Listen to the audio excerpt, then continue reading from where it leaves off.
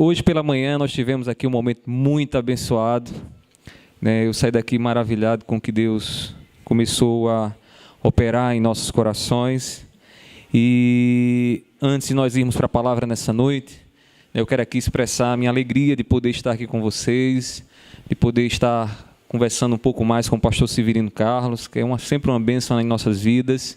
Rever os nossos irmãos lá de João Pessoa, o Alvinho aqui também. É uma alegria estar com vocês, podendo compartilhar a palavra de Deus, podendo abençoar e ser abençoados por vocês.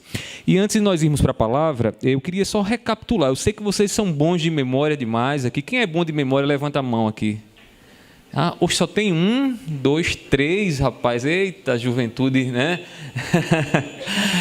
Eu queria só recapitular com vocês. É um desafio. Vocês gostam de desafio? Eu também gosto de desafio, né?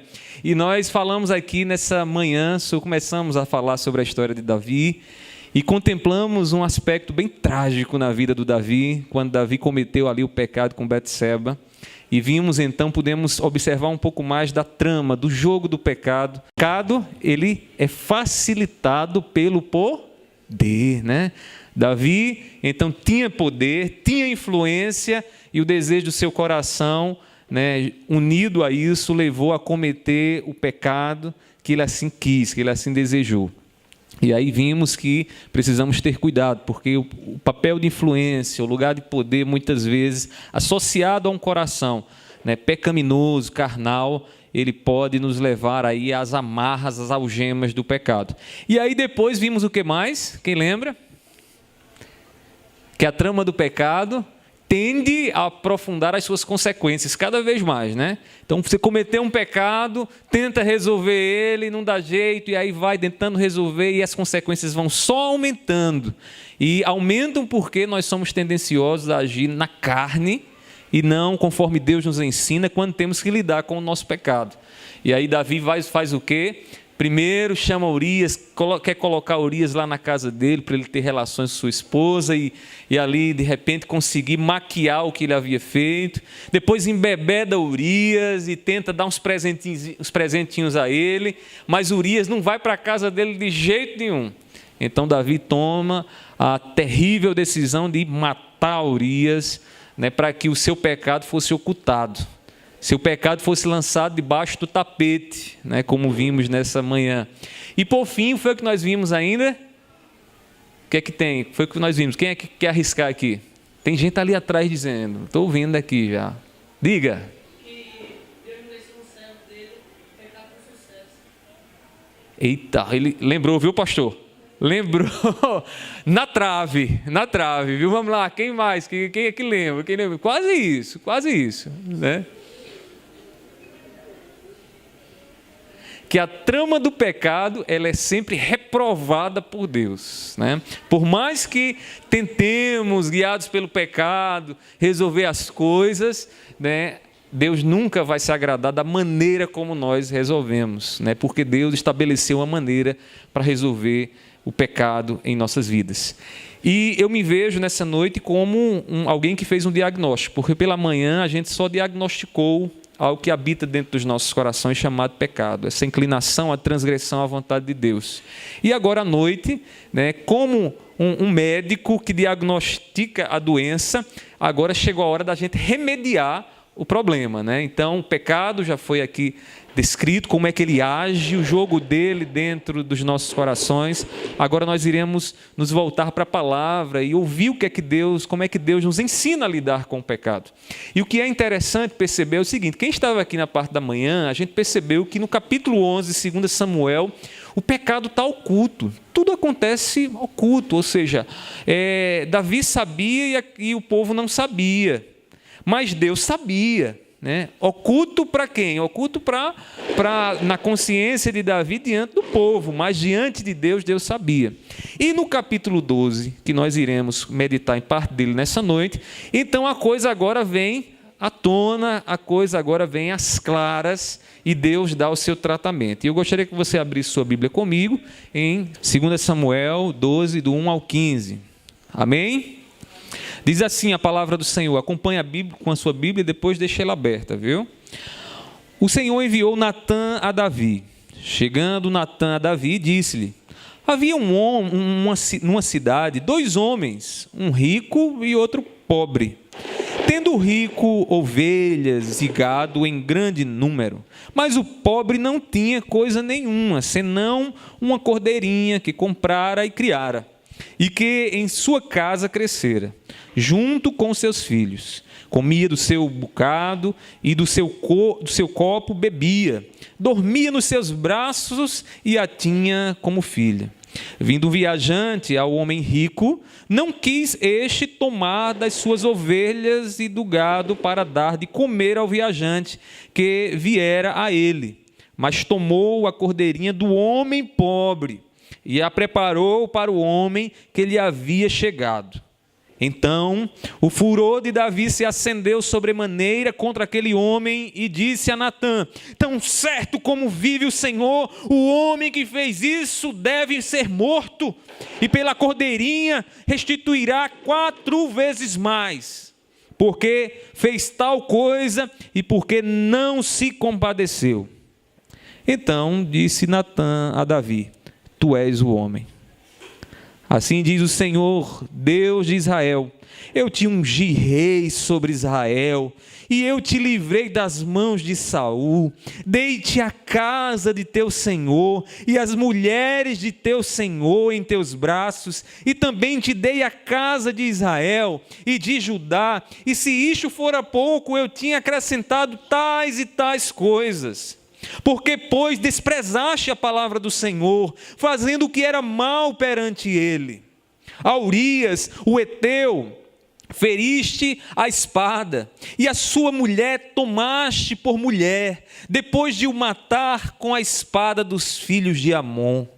Agora, pois, não se apartará a espada jamais da tua casa, porquanto me desprezaste e tomaste a mulher de Urias, o heteu, para ser tua mulher.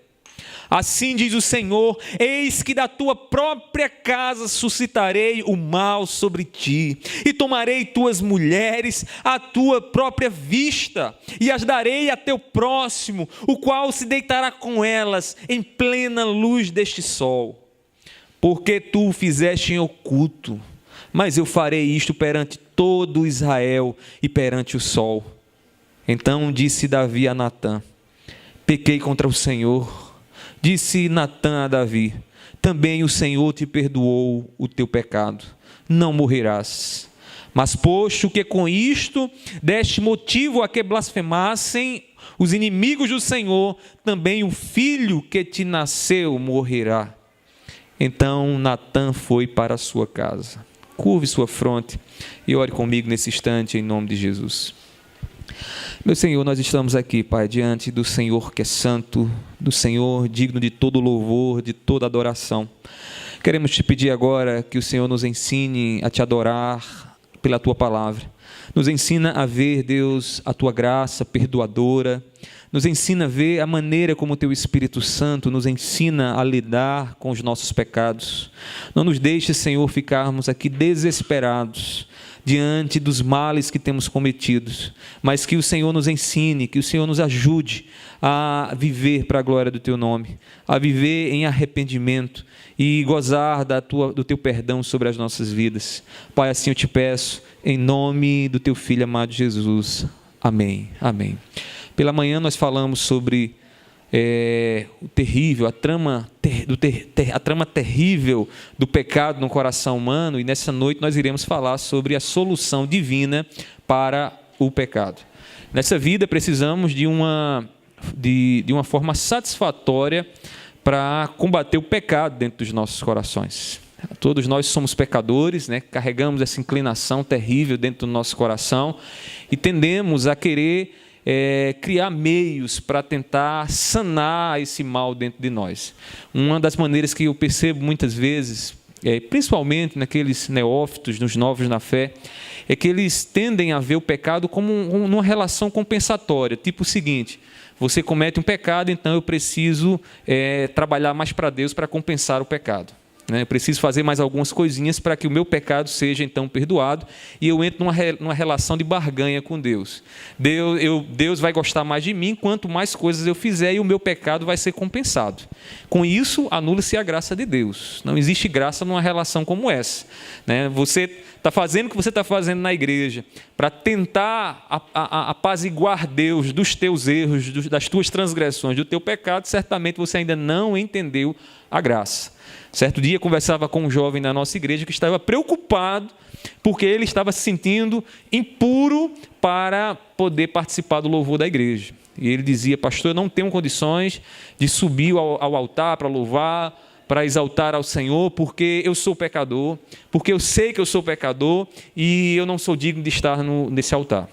A contemplação dele é correta, ele é um pecador, mas um pecador debaixo da graça de Deus. Ninguém está fazendo nada aqui por mérito, ninguém faz nada por mérito, nem para compensar pecado.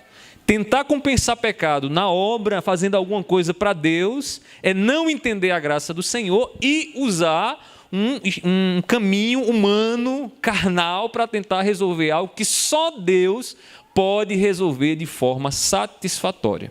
Então, nessa noite eu gostaria de apresentar para vocês como é que Deus ele resolve de forma satisfatória o pecado dentro de nós. O pecado que nós carregamos e as falhas que já cometemos hoje, cometeremos também mais adiante, né, porque ainda estamos nesse mundo, nessa condição de pecadores.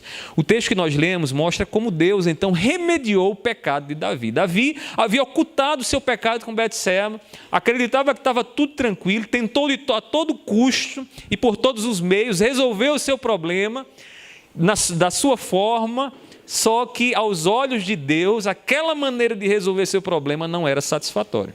Então Deus vai colocar ele numa situação em que pela graça o Senhor vai revelar ali a ele como é que o Senhor, que Deus, o próprio Deus, ele resolve de forma satisfatória o pecado. E aí, primeiramente, nós percebemos aqui nesse texto que nós lemos, que a solução divina para o pecado, ela desperta a nossa indignação contra o pecado. Quando Deus ele está a solucionar o pecado dentro dos nossos corações, a primeira coisa que ele faz é o seguinte: despertar você a contemplar o pecado e perceber de forma indignada como o pecado que você cometeu, como aquilo que você fez é terrível. É terrível. E isso, antes de nos voltarmos para o texto, é até lógico, sabe por quê? Porque você não vai ao médico sem antes tomar uma consciência de que você está doente. Você imaginou, chegou lá no médico: ó, doutor, estou aqui para passear hoje, né? Vim contemplar aí o seu trabalho, mas eu não tenho nada não, né? Você vai ao médico porque você reconhece a sua enfermidade. O tratamento de Deus, a solução de Deus para os nossos pecados, começa com a contemplação e uma indignação quanto ao pecado que nós cometemos. Olhamos para ele e percebemos como é terrível isso que nós fizemos. E aí Deus começa então a trabalhar em nossas vidas. Deus usou a vida do profeta Natã, levantou este homem de Deus, um profeta. O profeta era aquele que trazia uma palavra de Deus ao coração do povo. Enquanto o sacerdote levava o povo a Deus, o profeta trazia Deus ao povo. Natã recebe de Deus uma orientação. E na orientação que Deus dá a Natã é o seguinte: vai de encontro a Davi e contra ele uma pequena historinha. Conta a ele uma narrativa. Essa maneira de Deus trabalhar aqui é muito interessante, né, irmãos? Deus está nos revelando ali, trazendo à tona um pecado por meio de uma história que todos nós gostamos de ouvir. E nessa história que Deus traz através de Natã, havia aqui alguns aspectos. Primeiro, o seguinte: havia dois personagens, ou melhor, três, né? Havia um indivíduo que tinha gado e ovelha, rico, próspero, que tinha muitas ovelhas, que certamente não sentiria falta se uma ovelha sua fosse sacrificada. Havia um pobre, que aí diz a palavra do Senhor que tinha uma ovelha. E esta uma ovelha era a ovelha que ele amava. Era uma ovelha, irmãos, que comia do seu bocado, que comia do seu prato. Era uma ovelha que ele colocava no colo, dormia com ela. Era uma ovelha que sentia o cheiro daquele pobre, né? E que ele também sabia das dores daquela ovelha quando ela necessitava. E diz a narrativa que Deus coloca pela boca do profeta Natã, que certo viajante, que é o terceiro personagem, aparece na casa do rico. E o rico imediatamente faz o quê? Ele não pensa na sua ovelhinha. Ele não pensa em sacrificar uma ovelha sua dentre as milhares que ele possuía. Ele vai e pega exatamente aquela ovelhinha que o pobre ama. Aquela ovelhinha que o pobre trata dela, coloca debaixo do braço, tem todo o apreço, todo o carinho por ela. E o que é que o rico faz? O rico sacrifica então essa ovelha. O rico vai lá, derrama o sangue dessa ovelha, oferece essa ovelha àquele viajante. Davi ficou indignado quando ouviu essa história, porque é terrível a história, né? Que crueldade, o cara tem lá uma ovelhinha, né, tão maravilhosa, que ele gosta tanto, né? Talvez como alguns de vocês têm aquele animal de estimação, o indivíduo chega lá, que a gente tem tanta estima por ele, vai lá, pega aquele animal, sacrifica aquele animal, e o pior, tendo condições de ter uma ovelhinha sua, pegar dentre os seus bens e sacrificar, ele vem e pega exatamente a ovelha que aquele pobre tanto amava. Davi, como eu e você, fica indignado com a história dessa, né?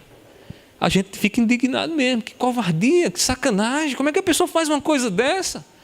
Irmãos, Davi pesou as medidas para aquela solução, e ele foi terrível, foi pesado nas medidas. Veja aí na sua palavra, no versículo 5, ele viu que aquela atitude merecia a morte. Diz assim o texto sagrado, versículo 5. Então o furor de Davi se acendeu sobremaneira contra aquele homem e disse a Natã: tão certo como vive o Senhor, o homem que fez isso deve ser morto.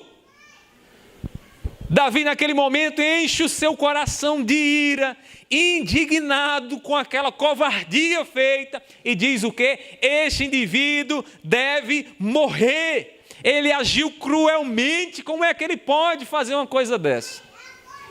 Não sabia ele, irmãos, que Deus só estava contando uma historinha para revelar algo mais profundo. Davi fica indignado e diz: ele merece morrer. Diga comigo, ele merece morrer. Morrer. A palavra do Senhor diz o seguinte lá em Romanos 6:23: porque o salário do pecado é a morte. Deixa eu fazer uma explicação aqui para vocês. Sabe por que o salário do pecado é a morte? Porque Deus é tão santo e justo, que não há nada que você venha fazer que seja capaz, tão grande, de compensar a ira de Deus movida pela santidade dele. Ele é tão santo que a única coisa que poderia aplacar a ira dele seria algo tão grandioso quanto a sua santidade. E o que é tão grandioso aqui que você pode dar quanto a santidade de Deus? Nada que você venha fazer é tão grande quanto Deus é santo. Agora tem uma coisa de valiosa que você tem, que é a sua vida. Logo, ferir a santidade de Deus, a única maneira que você tem de aplacar a ira de Deus é com vida. É oferecendo sua vida, é entregando sua vida. Davi contemplou o pecado daquele homem dessa história e diz: esse homem é terrível, como é que ele faz uma coisa dessa contra o Deus santo? Ele está fazendo uma covardia, uma traição terrível, ele deve morrer. E Paulo vai dizer: porque o salário do pecado é a morte.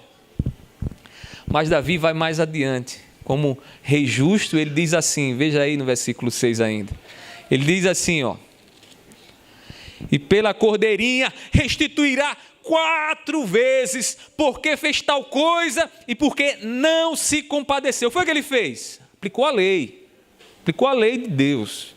Ele sabia o que é que a lei dizia. Veja o que diz o texto lá em Levíticos, capítulo 22, versículo 1. Diz assim: se alguém furtar boi ou ovelha e o abater ou vender, por um boi pagará 5 bois e 4 ovelhas por uma ovelha. Davi imediatamente pensou: esse indivíduo tem que morrer, e a lei dá base para isso. A lei dá base para que a restituição seja feita àquele pobre coitado que perdeu sua ovelha. Irmãos, o que é que nós vemos aqui? A gente vê uma indignação. Uma indignação que Deus começa a mover no coração de Davi, o homem segundo o coração de Deus. o homem de coração mole. Deus começa a contar uma história a Davi, desperta em Davi uma indignação contra o pecado. Aqui nós vemos que a solução divina começa por aí. Começa em Deus mostrando para você como é terrível o seu pecado. Hoje pela manhã, na mensagem aqui, nós vimos como foi terrível o que Davi cometeu, matando Urias para possuir sua mulher. Como foi terrível esconder tudo aquilo ali. E talvez, e eu tenho quase certeza disso, que muitos de vocês aqui se identificaram ali, com seus pecados ocultos, guardados, colocados debaixo do tapete, que papai não vê, que mamãe não vê, que o pastor não vê. Você tem visto seu pecado? Responda no seu coração. Responda aí para você, não diga em alta voz não, senão você vai se comprometer aí, né? Você tem visto seu pecado? Você tem contemplado seu pecado? Quando você se olha no espelho, espiritualmente falando, né? Quando você faz uma autocontemplação de si mesmo, quando você perscruta ou tenta perscrutar seu coração, caminhar pelo seu coração, você contempla, você vê o seu pecado. Detalhe, você pode ver, mas você está indignado com o pecado na sua vida? Será que você sente aquela sensação de sujeira dentro de você? Aquela mancha, aquela mácula que você carrega? Sabe aquele dia que você chega da escola, suadão, o perfume já venceu, né? O desodorante já não aguenta mais, e você está com aquele desejo, ai, como eu quero tirar essa enhaica de mim. E aí você chega em casa, aquela sensação de sujeira, de que não, eu preciso tirar, eu preciso de um banho agora. Sabe essa sensação? É essa sensação que você tem diante do pecado, que você tem contemplado no teu coração? Você fica indignado com isso, e a tua vontade é se purificar. Irmãos, a solução que Deus tem para os nossos pecados começa pela contemplação do nosso pecado e a indignação contra o pecado na nossa vida. O que Davi está indignado aqui, toda a indignação dele, depois Deus vai fazer o quê? Vai reverter contra ele. Porque o que é que Deus está fazendo, irmão, se não sondando o coração de Davi, dizendo, espera aí que eu vou te mostrar quem tu és. Eu vou mostrar a você quem você é. A mesma indignação que você tem contra o pecado alheio, você tem contra o pecado do teu próximo. Contra o teu próprio pecado, melhor dizendo.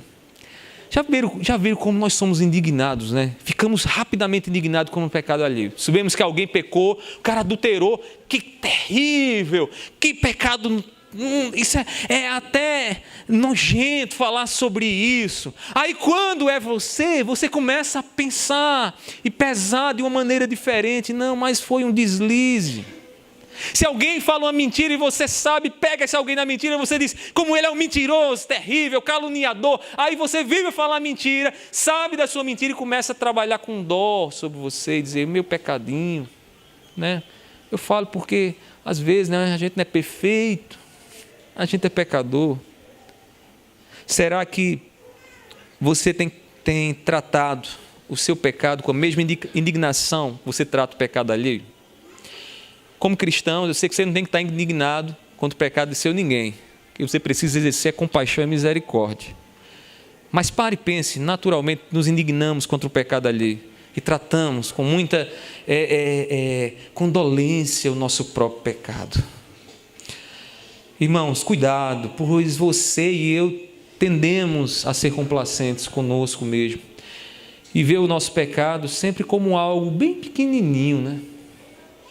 Bem pequenininho. Talvez seja por isso que Jesus vai dizer o seguinte, amarás o próximo como a ti mesmo. Porque quando você trata o seu pecado, você trata com misericórdia e compaixão. É assim? Se você tratar o pecado alheio com a mesma misericórdia e compaixão que você trata o seu, seria uma maravilha, né? O problema é que nós não tratamos assim. O problema é que, naturalmente, nós tendemos a olhar para o pecado alheio e ver como algo grandioso, amplificado, grande demais, terrível demais. Como foi o pecado daquele homem rico. Como é que ele pega uma ovelha do indivíduo pobre e mata essa ovelha? Davi tinha acabado há pouco tempo de cometer um homicídio. Veja só como é que é a coisa. Olha o contraste das coisas. O cara comete um homicídio, depois sabe de uma história que alguém pega uma ovelha. Detalhe, né? A história aqui é uma parábola, embora Davi pensasse que fosse história verdadeira, que tivesse acontecido lá, né? Mas uma parábola. Veja a medida das coisas. Com seu próprio pecado, Davi não faz nem questão. Pelo contrário, banca o misericordioso colocando Betseba para dentro do palácio. Mas com um pecado alheio, é indignado, raivoso. Agora vai tudo se acabar mesmo. Bota a lei em cima dele. Pessoal, a solução divina para o pecado desperta a nossa indignação contra os nossos próprios pecados. Nosso próprio pecado. Deus tem contemplado o que você tem feito. Você também tem contemplado isso. E se você quer a solução de Deus para a sua vida, a primeira coisa a ser feita nessa noite é olhar com indignação aquilo que você fez. Olhar de forma indignada. Não para o pecado alheio, mas para o que você fez. Para o desejo do teu coração. Para o que você fez ali à noite. E quando os teus pais pela manhã perguntaram onde você estava, você disse, estava ali na casa da minha amiga, e não estava. Como é que você tem contemplado isso? Como é que você tem contemplado o seu próprio pecado? A solução que Deus tem para o nosso pecado passa pelo ódio e abominação ao nosso próprio pecado. Não há como conviver com o pecado como amigo. Está tudo tranquilo. É verdade que esse pecado dentro de nós nos traz um incômodo. Está lá, ele está dentro de nós, né? Não tem como nós apertarmos no botão e deletar ele está lá. Mas ele não pode ser encarado como amigo das nossas vidas, como um animalzinho de estimação que todos os dias vamos lá e alimentamos ele, e acariciamos ele, e colocamos ele para dormir. É preciso ter ódio contra o pecado. É preciso abominar o pecado. Em segundo lugar, a solução divina para o pecado revela a nossa transgressão e suas consequências. Observe que o que eu estou falando aqui está tudo muito ligado uma coisa à outra. Estou seguindo aqui a ordem cronológica da história para a gente entender o que foi que aconteceu. Mas está tudo muito ligado uma coisa à outra. Uma vez que o pecado aqui revela a nossa transgressão e as consequências, está ligado também à indignação. Nos indignamos porque as consequências do pecado é terrível. Como pode alguém pecar contra a santidade de Deus? A indignação de Davi foi canalizada para ele mesmo. Davi fica indignado. Chuta lá o balde, vamos matar esse indivíduo, que ele merece morrer. Aplica a lei sobre ele, manda ele restituir as ovelhas. Aí Natã, eu imagino a serenidade do profeta, chega para Davi e diz, esse homem é tu, Davi. Esse homem é tu. Toda a indignação que você deveria ter contra o pecado, você deveria ter contra você mesmo, porque você pecou contra Betseba. Porque você cometeu aquele terrível ato com aquela mulher que você cobiçou, porque você chegou ao ponto de praticar um assassinato, matando o Urias para possuir a mulher dele. Você já tentou imaginar a reação de Davi naquele momento que seu pecado é revelado? Naquele momento que o pecado veio à tona e ele ficou sem saber o que fazer? Eu já vi pessoas tendo seus pecados revelados, desmascarados, assim, em situações muito constrangedoras. Onde o indivíduo não sabe onde colocar a cara, onde o indivíduo fica constrangido, onde cai-se ali, desmorona toda uma vida, e eu imagino Davi, naquele momento, desmoronando diante do que ouviu. Porque quem é filho de Deus, irmãos, quem tem o Espírito Santo de Deus, essas coisas, essas revelações vêm para o nosso bem.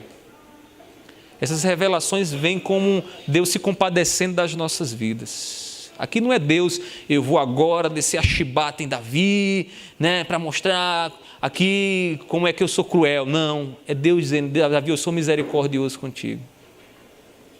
Davi, eu tenho compaixão da tua miséria. Eu sei como tu és pecador e eu preciso te revelar o mal que tu fizeste. O profeta Natã revelou quem foi o rico cruel que sacrificou a ovelha, que o pobre tanto amava, e este era Davi. Então disse Natã a Davi: tu és o homem. Urias era a ovelha sacrificada do homem pobre. Irmãos, Deus trouxe terríveis consequências sobre a vida de Davi e todo Israel. Veja comigo na sua Bíblia, versículo de número 10. A espada, que aqui significa a morte, não se apartaria dos descendentes de Davi. A família de Davi viveria em pé de guerra. Agora vem uma coisa que eu preciso explicar aqui a você. E que tem gente que às vezes tem dificuldade para entender isso, né? O perdão de Deus, quando nós pecamos e cometemos algo que transgride a vontade do Senhor e pedimos a Deus perdão, Deus tira sobre nós a culpa do pecado. Legalmente, né, Deus diz: olha, não existe mais culpa sobre você. Você está justificado em Cristo Jesus. Mas as consequências temporais do ato cometido, irmãos, nem sempre Deus tira. Nem sempre Deus vai dizer o seguinte, né, você cometeu lá, transou com sua namorada, né, a menina engravidou, agora Deus vai dizer: agora eu não vou deixar que isso aconteça, vou matar essa criança para que você possa se safar. Você já pediu perdão? Coisa não acontece assim. As consequências temporais do pecado virão. E Davi, a história de Davi é prova disso. Não pense que Davi cometeu aquilo ali, vai receber o perdão de Deus e passa ali incolume. Não. A história de Israel e a família de Davi foi afetada com isso. E aí diz o versículo 10, que a espada não se apartaria da família de Davi. O que é isso, irmãos? A gente vai ver no decorrer da história que os filhos de Davi, irmãos, viveram em pé de guerra, se matando um ao outro. Um ao outro. Ainda diz, irmãos, mais à frente, versículo 11, que o inimigo de Davi seria de dentro de casa. Quando você lê 2 Samuel, capítulo 15, você vai fazer isso à noite, antes de dormir hoje, você vai ver, irmãos, que Absalão, filho de Davi, foi um grande perseguidor do seu pai. Por que isso? Consequência temporal do pecado. Mas Davi não foi perdoado? Sim, a culpa dele foi tirada, mas as consequências temporais virão. Não há como fugir disso. A morte do filho do pecado, do filho de Betseba. Que coisa, né? Davi ainda se humilhou diante de Deus, pedindo para que o Senhor não tirasse o filho de Betseba, né? Não comeu, jejuou, orou, mas mesmo assim o menino morreu, porque Deus havia dito. Porque a palavra de Deus, irmãos, uma vez dita, passa o céu, passa a terra, mas ela vai se cumprir. E o menino morreu, como consequência do pecado de Davi. É diante de Deus que os nossos pecados são realizados. Talvez o que você tem feito, muita gente não viu, e nem sabe, nem sonhou. Mas você sabe que você fez. Todo pecado cometido é pecado diante de Deus. Lembra de José? Jovem, como muitos de vocês aqui, né, está ali diante de uma mulher certamente bonita, mulher de Potifar, e quando aquela mulher o tenta levar ele para a cama, ele responde, né, de uma forma impressionante. Ele diz: pecaria eu contra Deus? Cometeria tamanha maldade contra Deus? Quando a gente peca primeiramente diante do Senhor, diante de Deus. Ele conhece cada pecado oculto dos nossos corações. Ao lidar com os nossos pecados, Ele nos mostra as terríveis consequências das nossas transgressões. Deus coloca os seus filhos diante do espelho de sua palavra e revela nossas chagas, para depois nos dar a cura. Deus trouxe você aqui a este acampamento para te colocar diante do espelho da palavra dele, para revelar quem você é, o pecado que você tem cometido, à luz da palavra, vendo a si mesmo e a si mesma diante da palavra, para que você possa enxergar a chaga, a ferida do pecado em você, e ele possa te curar. Ele possa te curar. A gente precisa chamar as coisas pelo nome, em vez de estar dando um nomezinho bonito para que os outros possam falar sem sentir o peso das coisas. Quando nós oramos, nós precisamos também dar nome aos nossos pecados, porque às vezes chegamos e dizemos: Senhor, perdoa os meus pecados, e Deus perdoa. Mas nós não sentimos o impacto do pecado, porque ao invés de dizer: Senhor, perdoa aquela olhada que eu dei para as pernas daquela menina, como eu desejei no meu coração. Perdoa, Senhor, aquela vontade que eu tive de roubar, de furtar aquele celular do meu colega que estava diante de mim ali. E aí a história é outra, né? O peso do pecado, a gente começa a sentir que nos humilha. Porque você de repente se conhece como um ladrão. Você de repente se conhece como um cobiçoso. Alguém que vive guiado pelos seus desejos e não pela palavra de Deus e não por Deus. Quando a gente confessa, irmãos, a gente alcança misericórdia. Diz o texto no versículo 13. Veja o que Davi diz quando o seu pecado é revelado. Então disse Davi a Natã: pequei contra o Senhor. O que é que Deus faz agora? Deus revela. Deus traz à tona, e Davi confessa: eu pequei contra o Senhor. Quando nós lemos lá o Salmo 51, no versículo 4, versículo 3 e 4 é impressionante. Psicologicamente, Davi estava como você e eu ficamos quando a gente peca e a gente não confessa. Sabe aquele CD arranhado que você coloca no seu display? Você bota para tocar e o bicho fica rodando, cai na mesma música, não vai, começa a se engasgar. Fica sempre voltando e voltando e voltando e voltando. Davi diz no Salmo 51 o seguinte: o meu pecado está sempre diante de mim. Ele está dizendo o seguinte, em outras palavras: se eu me deito, o pecado está lá. Eu vejo o que eu fiz com Betseba, eu vejo o que eu fiz com Urias, eu vejo o assassinato que eu cometi. Se eu me acordo e vou comer, eu vejo o sangue de Urias escorrendo no meu garfo. Irmãos, nós precisamos confessar. Porque enquanto nós não confessamos, esse disco arranhado dentro de nós não para. Fica lá rodando, e remoendo, e massacrando, e tirando o nosso sono, e tirando a nossa paz, e nós vamos caindo num desânimo, e já não vamos para a igreja, e já não lemos a Bíblia, e a frieza tende a nos aprisionar, e nos tornamos uma pedra de gelo espiritualmente falando, porque falta a confissão. Davi, enquanto não confessou, irmãos, estava lá com aquele pecado, remoendo dentro dele. Como você tem sentido esses últimos dias? Porque eu sei que você tem o Espírito Santo de Deus. Porque Deus não te chamou em vão. Porque Deus te chamou de uma forma eficaz. Ele te chamou e Ele tem colocado você debaixo das asas dEle. Mesmo que o pecado tenha tocado a sua vida, este pecado não é mais capaz, não tem capacidade de te condenar. Mesmo que você esteja sentindo a angústia dentro do teu coração, a tua mente já não esteja trabalhando do mesmo jeito, porque o pecado está sempre diante de você. Deus te trouxe para que você pudesse contemplar este pecado e receber dele o perdão e confessar a Ele: Senhor, meu pecado foi esse. Diga ao Senhor com todas as letras: Senhor, meu pecado foi esse. Não esconda para você, não queira criar um discurso para esconder o terrível pecado que você tem cometido, meu irmão e minha irmã.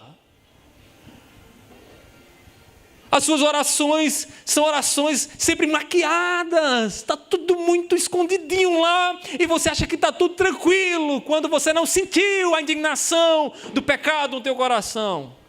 Porque você criou um discurso para que você não sinta a humilhação do pecado. E como isso é terrível, irmãos. Davi nos ensina aqui agora que a gente precisa confessar a Deus. Pequei contra ti somente, e fiz o que é mal perante os teus olhos, de maneira que serás tido por justo no teu falar e puro no teu julgar. Salmo 51, versículo 4. o sábio Salomão, em sua sabedoria, ele deixa isso muito claro para nós. Ele diz assim, Provérbios capítulo 28, versículo 13. Vou ler para você ouvir. Diz assim: o que encobre as suas transgressões jamais prosperará, mas o que as confessa e deixa alcançará misericórdia. Deixa eu dizer para você o que é que Davi estava pensando inicialmente. Davi estava pensando o seguinte: ele não estava pensando aqui no que hoje nós compreendemos claramente, e aqui fala também, mas não tão direto assim, do que Deus faz conosco, que é o fato de pedir perdão a Deus e Deus nos perdoar. Davi tinha em mente aqui uma recomendação para as relações que nós mantemos, seja em casa, seja as nossas relações interpessoais mesmo. Então Davi diz o seguinte: se alguém comete uma transgressão com você, né, se alguém falha com você, e este alguém imediatamente chega para você e diz: cara, errei, pisei na bola com você, eu não deveria ter falado aquilo ali, eu não deveria ter agido daquela forma. Esse indivíduo olhará você olhará para esse indivíduo da seguinte forma: poxa, ele está se humilhando. Ele reconheceu que errou. Ele reconheceu que pisou na bola. Então, não há como eu fazer mais nada, porque o que eu preciso fazer sobre ele agora é perdoar ele, dizer agora vai que eu vou te ajudar, te reerguer. Ou seja, a humildade desperta no outro a compaixão e a misericórdia. É isso que Salomão está dizendo. Se você confessa, se você torna público aquilo que você está falando, então o teu erro diante da pessoa ferida, você vai alcançar misericórdia da parte dele.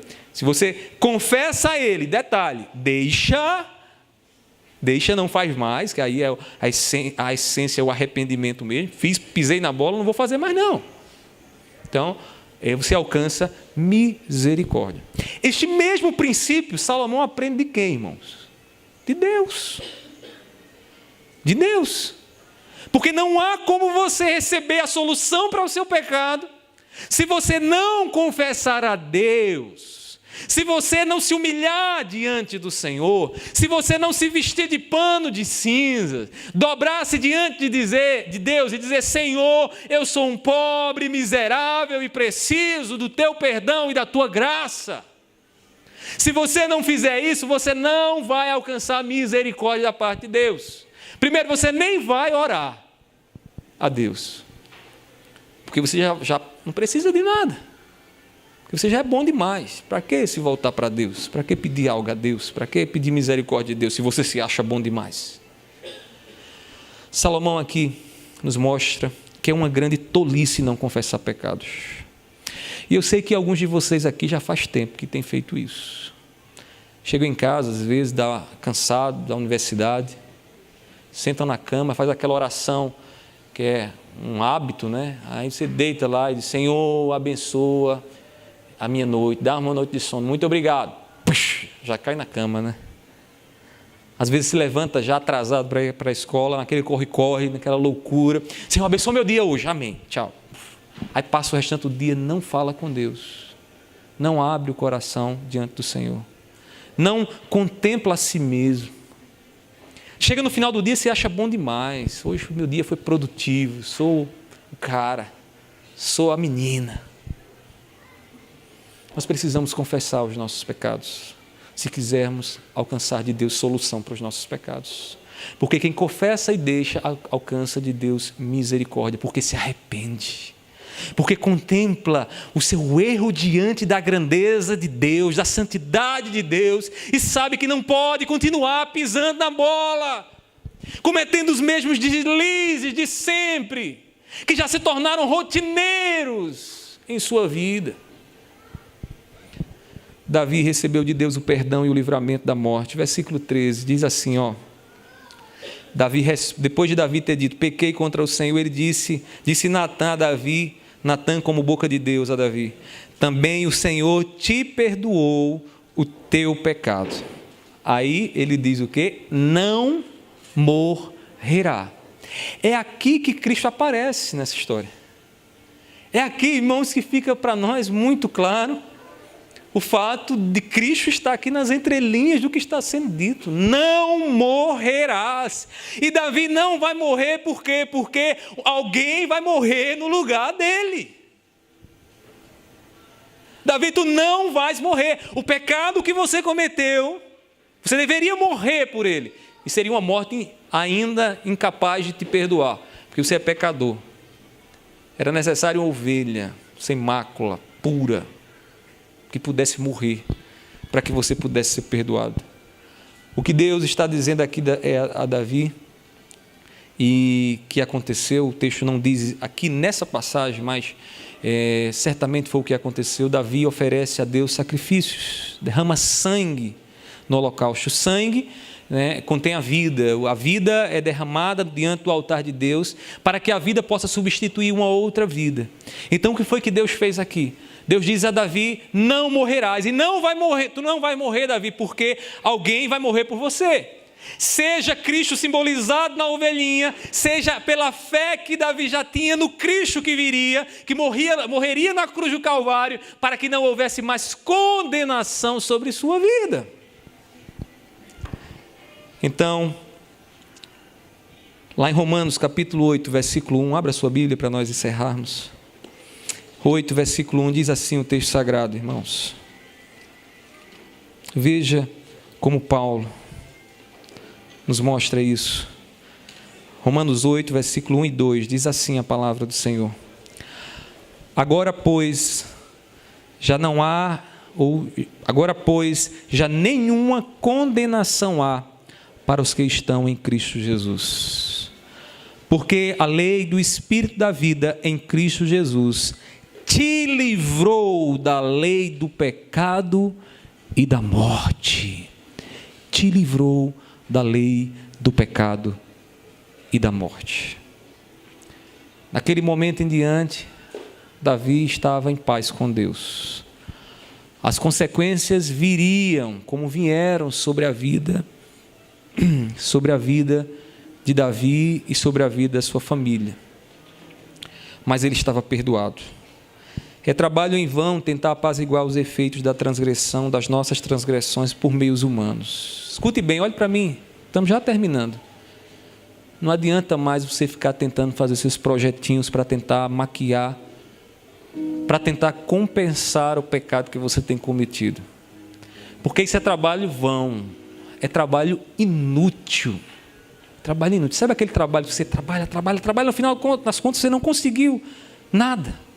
É trabalho inútil. Davi tentou esconder, ocultar o pecado, dar uma solução humana para a situação. Mas a única solução viria com o perdão de Deus. Com Deus dizendo, não morrerás mais, Davi. Porque alguém vai morrer por você. Porque o teu pecado vai ser expiado de uma forma suficiente, Davi. E Deus diz a você também nessa noite, teu pecado, você não vai morrer mais, porque Jesus já morreu por você. Amém? Porque Jesus já morreu para você. Você pode dizer isso para você aí? Diga para você, Jesus já morreu por mim. Diga, Jesus já morreu por mim, eu não morrerei mais. Confesse o teu pecado e confie no perdão de Deus. Deus te amou, sendo você ainda pecador, sendo você aí agarrado a esse pecado terrível que você tem levado. Deus te amou entregando seu filho por você. Tentar consertar o pecado por meios humanos é como limpar o lençol branco com mãos sujas. Já tentou fazer isso? Às vezes nós somos naturalmente inclinados a fazer isso. Espiritualmente falando. Você chega em casa, lava sua camisa branca, de repente cai um pontinho preto nela. Aí você vai lá com sua mão suja e tenta limpar. O que é que vai acontecer? O que é que vai acontecer? Vai se sujar cada vez mais. Vai se sujar cada vez mais.